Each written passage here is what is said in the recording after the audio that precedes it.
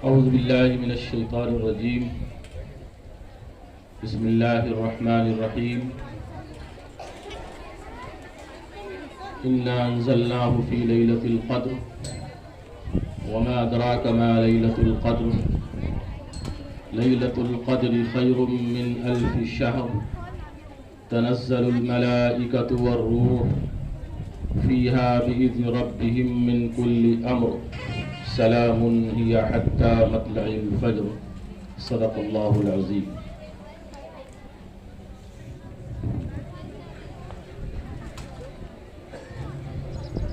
ہمارے کمیٹی کے رکن محترم جناب ڈاکٹر داور الحق صدیقی صاحب،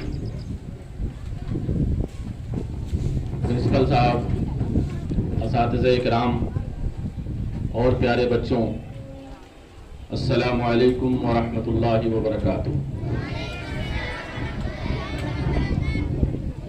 آج میں اپنی گفتگو کا افتتاح ایک واقعے سے کرنا چاہتا ہوں،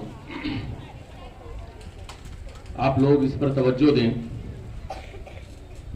حضرت عمر فاروق رضی اللہ تعالی عنہ کا دور خلافت ہے۔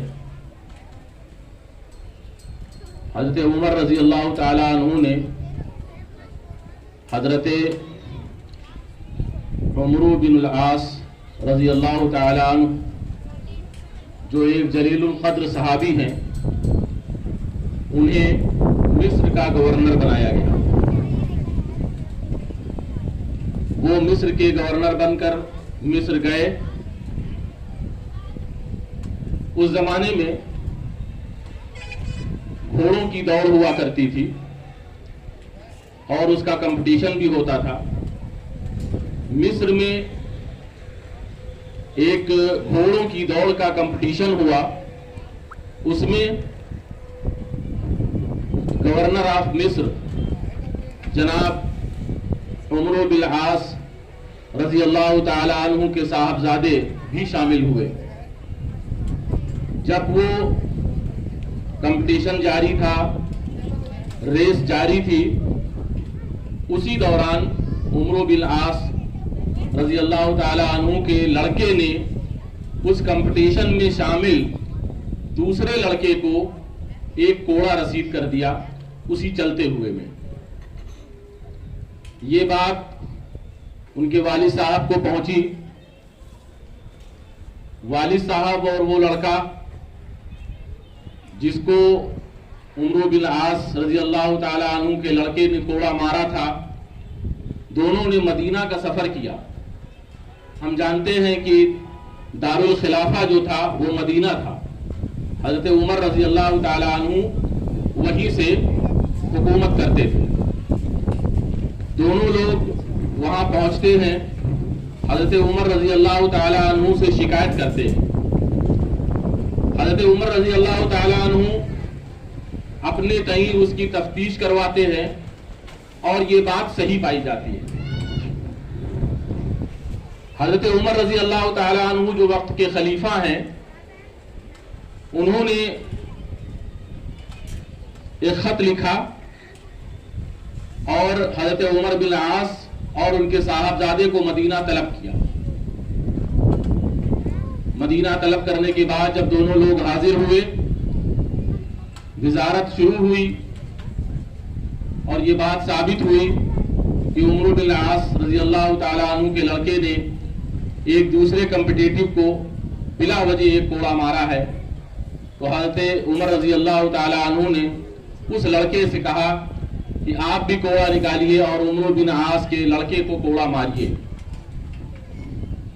وہ اٹھا اور اس نے کوڑا نکالا اور اس لڑکے کو ایک کوڑا مارا۔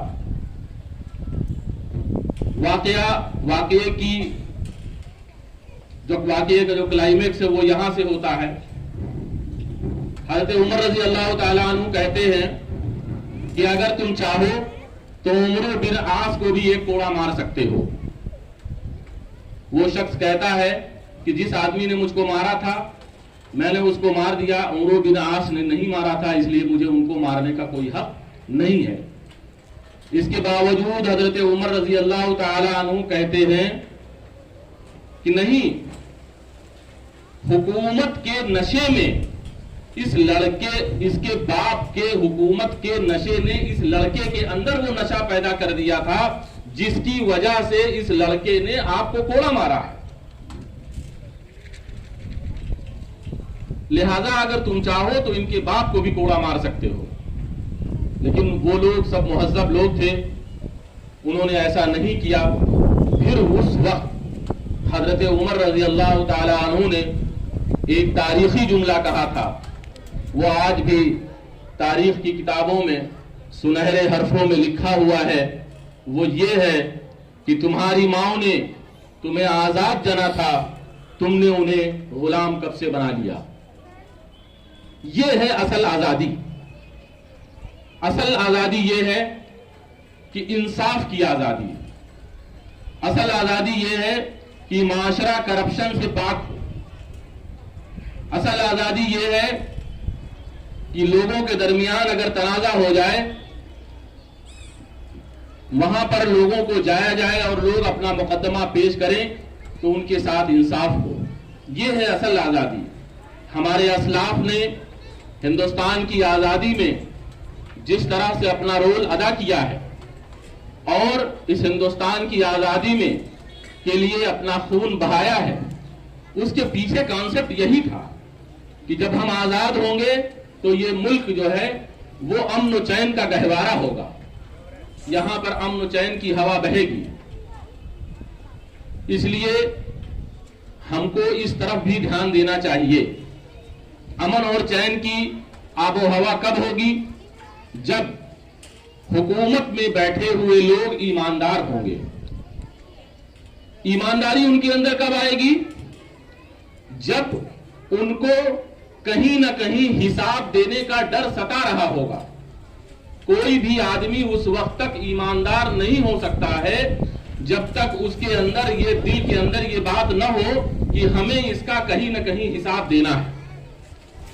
تو ہمارے اندر جب تک اس بات کا دل کے اندر یہ بات نہ پیدا ہو جائے کہ ہم جو کچھ بھی کر رہے ہیں اس کا ایک نہ ایک دن الٹیمیٹ ہم کو حساب دینا ہے، تب تک ہمارے اندر وہ چیز پیدا نہیں ہو سکتی ہے۔ یہ اسکول جس میں آپ لوگ پڑھ رہے ہیں اس بات کا غماز ہے کہ ہم آپ کے اندر یہ بات پیدا کرنا چاہتے ہیں کہ آپ ہندوستان کی مین اسٹریم میں جائیں اور وہاں پر ایمانداری سے کام کریں۔ مین اسٹریم میں جا کے آپ اپنا ایمانداری کا جھنڈا گاڑیں۔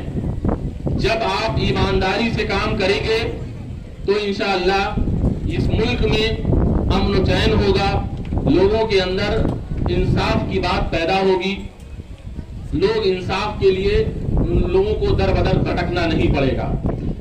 اس لیے یہ کام تبھی ہوگا جب ہم تعلیم حاصل کر کے اچھے عہدوں پر پہنچ کر ایمانداری سے کام کریں گے۔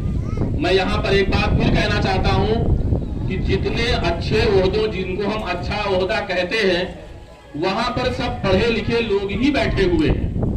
ایسا نہیں ہے کہ وہاں پر ان پڑھ لوگ بیٹھے ہوئے ہیں، لیکن ان کے اندر اکاؤنٹیبلٹی کی کمی ہے۔ ان کو کسی کو حساب و کتاب دینے کی ان کے دل کے اندر جو خوف خدا ہونا چاہیے وہ چیز نہیں ہے۔ اگر وہ چیز پیدا ہو جائے کہ خوف خدا کیا چیز ہوتی ہے تو ابھی یہ دنیا اور ابھی ہمارا ملک یہ جو ہے امن و چین کا گہوارہ بن سکتا ہے۔ جتنے بھی لوگ عہدوں پر ہیں وہ سب پڑھے لکھے لوگ ہیں اور ایسا ویسا پڑھے لکھے لوگ نہیں ہیں، وہ پڑھائی لکھائی کی اسٹریم پر ہیں، اسٹریم پر پہنچ کر ہی وہ عہدہ سنبھال رہے ہیں، لیکن ان کے اندر احتساب نہیں ہے، اپنا وہ خود جو ہے اپنے لیے وہ محتسب نہیں ہے کہ ہم جو کچھ یہ کام کر رہے ہیں وہ ہمیں اس کا کہیں نہ کہیں حساب دینا ہے۔ اللہ کے رسول صلی اللہ علیہ وسلم نے ارشاد فرمایا کہ ہر بڑا چھوٹے کے لیے اس کے اوپر حساب دینا ہے، اس کو یعنی کہ بادشاہ کو رعایا کے لیے حساب دینا ہوگا۔